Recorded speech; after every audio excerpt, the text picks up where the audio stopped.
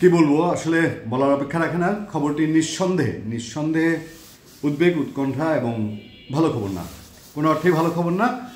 বাংলাদেশের সঙ্গে ভারতের যেই একেবারে বলা হচ্ছে যে উত্তেজনার পারদ এখন সর্বোচ্চ তুঙ্গে, সেই জায়গায় সবশেষ খবর হচ্ছে বাংলাদেশ তার নিজস্ব নিরাপত্তা এবং প্রতিরক্ষার স্বার্থে বাংলাদেশ ভারত সীমান্তে একদম বাংলাদেশের হাতের লেটেস্ট পাওয়া, এই বছরের শুরুতে পাওয়া যে ড্রোন, সেটা হচ্ছে বাইরাক্টার TB2।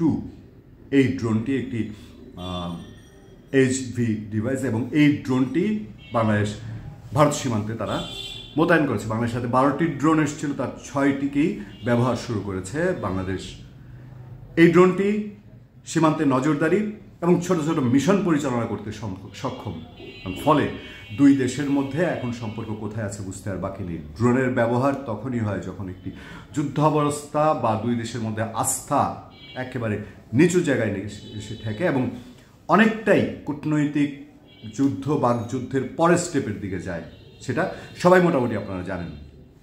সেই জানার প্রেক্ষিতে বলা হচ্ছে বাংলাদেশ তার নিজস্ব নিরাপত্তার খাতে, বাংলাদেশ সরকারও সেটি স্বীকার করেছে বলে দৈনিক মানবজমিনের একটি রিপোর্টে আছে। এই কথাগুলো সবগুলো সূত্র হচ্ছে দৈনিক মানবজীবন। সেখানে রিপোর্টে বলা হচ্ছে যে বাংলাদেশের পশ্চিমবঙ্গ সীমান্তে এই বাইরাক্টার TB2 ড্রোন মোতায়েন করা হয়েছে এবং এই ড্রোন মোতায়েনের পরে ভারত সরকারও নড়ে চড়ে বসছে।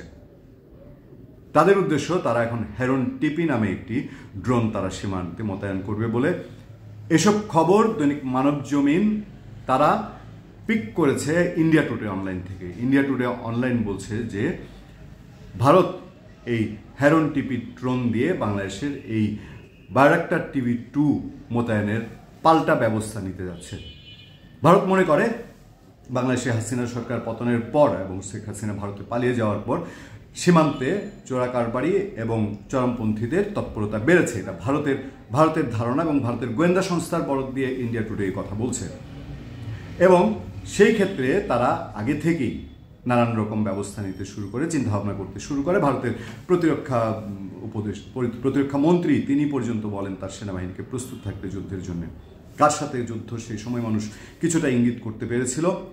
তার দ্বিতীয় ধাপে গিয়ে এই ইস্কন নেতা চিন্ময় কৃষ্ণ দাসের যেই গ্রেফতারের ঘটনা, এরপর আস্তে আস্তে দ্রুত তার সাথে, এর আগে আস্তে যেটি পরিণত এরপর দ্রুত তার সাথে দুই দেশের সম্পর্ক আরও অবনতি হতে থাকে। বাংলাদেশের পতাকা ভারতে অবমাননা করা এবং বাংলাদেশের দূতাবাসে আক্রমণ, এসব মিলিয়ে এখন একেবারে শেষ অবস্থায় এসে দু দেশেই তার নিরাপত্তার কথা চিন্তা করছে।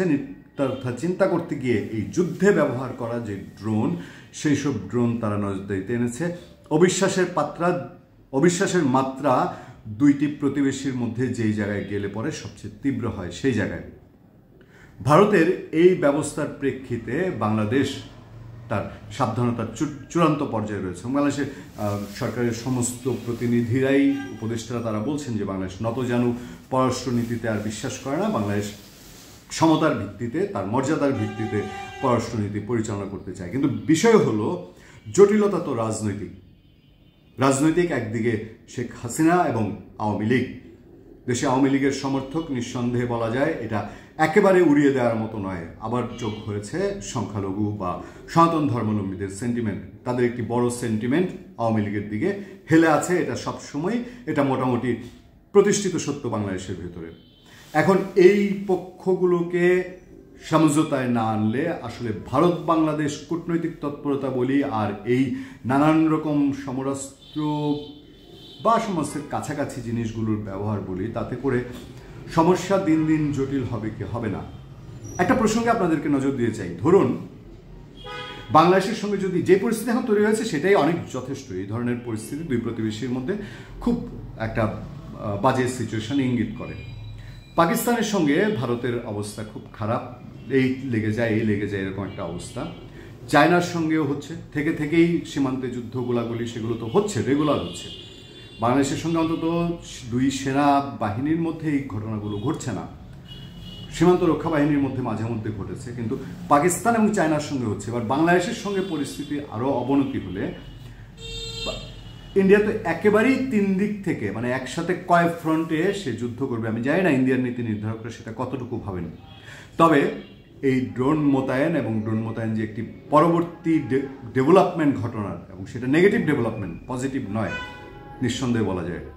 আমরা অপেক্ষায় থাকবো, দেখার অপেক্ষায় এবং সুদিনের অপেক্ষায়। আমরা চাই দুই দেশের উগ্র ধর্মাবলম্বীরা যারা, সেটা হোক ইসলাম হোক হিন্দু, তাদের টেরিটরির বাইরে, তাদের গণ্ডির বাইরে এই দুই দেশ, বাংলাদেশ এবং ভারত, এই দুই দেশের নীতি নির্ধারকরা, তারা দুই দেশের জনগণের শান্তি, জানমাল, সম্পদ এবং ভবিষ্যৎ পথ চলা, অর্থনৈতিক পথ চলা, সামাজিক পথ চলা, সব কিছু মিলিয়ে দুই দেশের ক্ষমতায় যারা আছেন তাদের উপরই ভরসাটা আমাদের বেশি থাকবে যে আমরা যুদ্ধ চাই না, শান্তি চাই। আমরা এই সিদ্ধান্ত কোনটা নিব, আমরা কোন পথ বেছে নিব।